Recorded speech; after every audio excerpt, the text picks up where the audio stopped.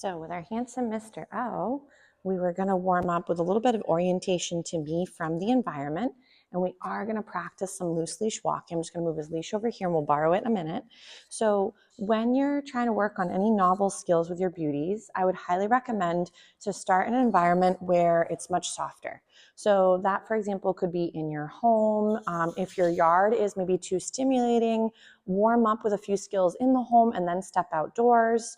You may also find having a longer leash to be really helpful. So what I mean by that is having a training lead that might be 10, 15, 20 feet, whatever feels comfortable for you guys though. It doesn't have to be gigantic. And of course now we're rotating through the younger boys, trying to give one a little outing to work a few skills and then rotate. So with Mr. O right now, I'm just warming him up with some movement like I did a little bit with Mr. P. So getting him up and moving to go find it and then reorient to me gets him to come into your space and have that be, again, valuable too from the environment. So, but warming up with loose leash walking with a couple find its first and then getting into the groove would be really helpful. So I like to, for example, make sure that where I'm feeding my puppy is by my side. So if that means, for example, your puppy is being fed while they're here, no offense to him, he's going to start to think the best place to be is in front of your legs. So that doesn't mean we can't work on a different behavior like a front down the road. But for right now, when working on loose leash walking, I like to go ahead and reinforce the puppy while they're by my leg. So you'll see with Mr. O right now, I'm feeding him for being, again, by my side. This doesn't mean that it always has to be the most beautiful, most pristine heel behavior down the road, but I would want to make sure that if he doesn't know how to stay near the side, even without equipment, it typically is much harder for folks to also be thinking about the gear at the same time. So right now, he's like chewing and walking's hard. Is I'm feeding Mr. O for all of this great orientation next to my side. Nice. And let's say he's doing a great job. I'm feeding there, but then I might go ahead and send him away so I can then practice when he comes back into my space. We go right into feeding again there. He's like chewing and walking. There we go. And we want to feed for being by the leg. If he gets a little bit ahead and tries to get in front, you can just do a little change in behavior in the sense of direction and then feed once more when Mr. O is by the leg. And I, frankly, in the beginning, don't care if the puppy is, for example, by your left or the right side. You can, of course, pick a side that you would prefer. I like to get my dogs comfortable with both sides because you never know, for example, if there's going to be something cruddy on the roadway or something that chewing is optional. There you go. Get it up so you can eat it again, you silly goose. Oh my goodness. Walking and chewing. Very tricky. Find it. So you may find keeping it engaging. So you'll see that like with Mr. O, I'm not doing only loose leash walking. Like we're rotating through some find its. Mr. P says worst day ever because I took his friend away. So, and he says, lady, I need to have my buddy back. But I'll give Mr. P a couple little find its. And then we'll continue with Mr. O and we'll rotate through these two little boys. So with Mr. O over here, you'll see that, yes, I'm also going to capture anything good he's able to offer me. So if that means he checks in with me, he moves into my space, he offers a sitting position, whatever it might be. If you're finding that you're leaving your hand low and the puppy is, for example, reaching and grabbing for your hand, I'd recommend to start with the hand to get his attention. But then, for example, bring the hand more to your hip or side. He's like, what's happening? And then feed for being by the leg again when you're ready. So if you do find that you lose him a little bit, you can reboot it or try and gain him from a little find it. So sometimes it's creating a little bit more fun with movement. Puppies do move a lot faster than we do, which is why I sometimes like to get them in the groove off of gear first. Ready? Find it. So that way they can get a little bit more comfortable. I know Mr. P says, what about me?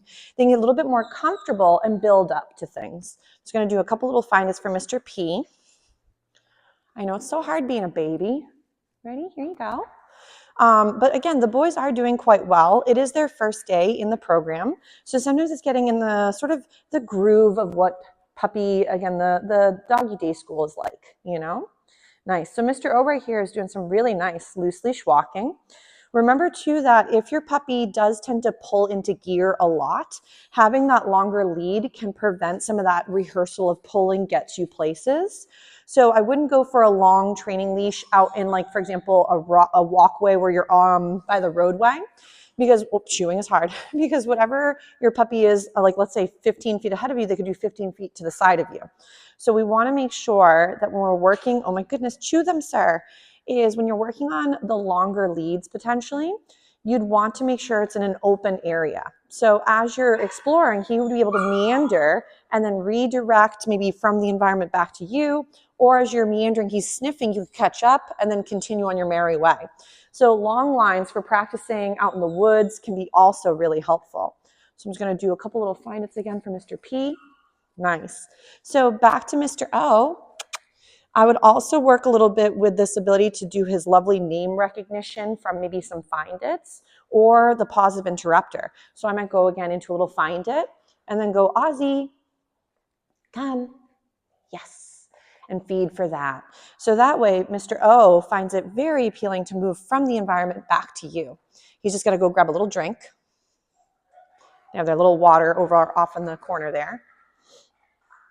Ready? Ozzy, come. Oh, nice job.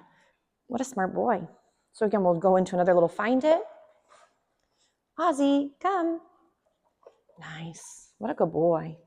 So if you're finding that you're ever having a really hard time with something, break it down into smaller steps. So maybe anytime your puppy is near you, feed for that. Maybe then start adding a little bit more, for novelty when it comes to the environment, or try generalizing the skills. Let's say moving always in your kitchen, you maybe try kitchen to living room. If, for example, gear tends to equal some confusion for you or for him, maybe sometimes he can, oh, that one got stuck on my finger. Sorry, Sarah, here you go. Got stuck because of the extra saliva. So, but let's say your babe is working on their leash. We want to be careful that their gear, for example, doesn't equal, more excitement at times, which is normal. But if let's say he's jumping and mouthing and then we leash him up, then jumping and mouthing might be the thing he thinks gets him more excitement with going for the walk. So we'll do another little find it, get him up and wiggling. Just going to do another little find it for the other handsome boy. So let's say, for example, for Mr. O, we're going to try a little bit. Ready? Sit. Yeah, nice job. So if let's say gear equals sometimes excitement, I would want to make sure, ready, that I can regain his attention. So notice how my little kissy noise, I was able to reboot him back onto me. I would recommend for holding equipment, if you're going to be working your babe on, let's say, the right side, you would have your leash in the left hand. So I would then use my snack hand would be the same one that he's going to be on. So if he's working the right side of my body, I'm feeding him on the right side with my right hand. If I'm going to do the opposite, I would switch my leash again to my right hand and now use my left hand for the feeding. If your puppy tends to go for their gear, it can be that, again, by this point, they are getting a little bit tired. They've been working some skills throughout the day with each other, getting comfortable with the environment. Oh, we lost a friend on the floor. Can you grab that one? Nice job. So with Mr. O, even if it's a few short reps of working a couple little pass-bys on his gear, that is still going to be a great way to build up this full behavior for down the road. So my leash stays nice and relaxed. If I lose engagement, like he pulls past me, I would just do a U-turn or change the direction and feed again when my puppy is again by my leg. Nice. This is looking really pretty. So if he again gets ahead, do a little change and then change it up and go the opposite direction. So you'll see my rate of reinforcement is high enough to keep his interest on me and keep him working for these couple little reps. So it's better to do short and sweet with really great value or great success, and then take little breaks from the behaviors or skills you were working on. Because we may find as he gets a little tired, then the problem there is then he starts to get, for example, a little bit more mouthy. So let's say, again, the loose leash walking was looking really pretty. Well, maybe give him a little breather from some of it, but I would recommend keep it easy peasy, short and sweet. And if you're not going out into the environment with items on you like food or toys or things you could do instead of the behaviors you don't love out in the yard, that would be something I would try to view it as bringing your training or your classroom setup in different venues. That way you can start to help your dog generalize these skills and hone in on them no matter what the difficulty down the road, but also no matter what the distraction might be or the setting. So, but Mr. O did a very nice job with this loose leash walking. So we're going to swap the beauties and then do a few more skills with both the boys and rotate. But he's doing a really nice job for day number 1.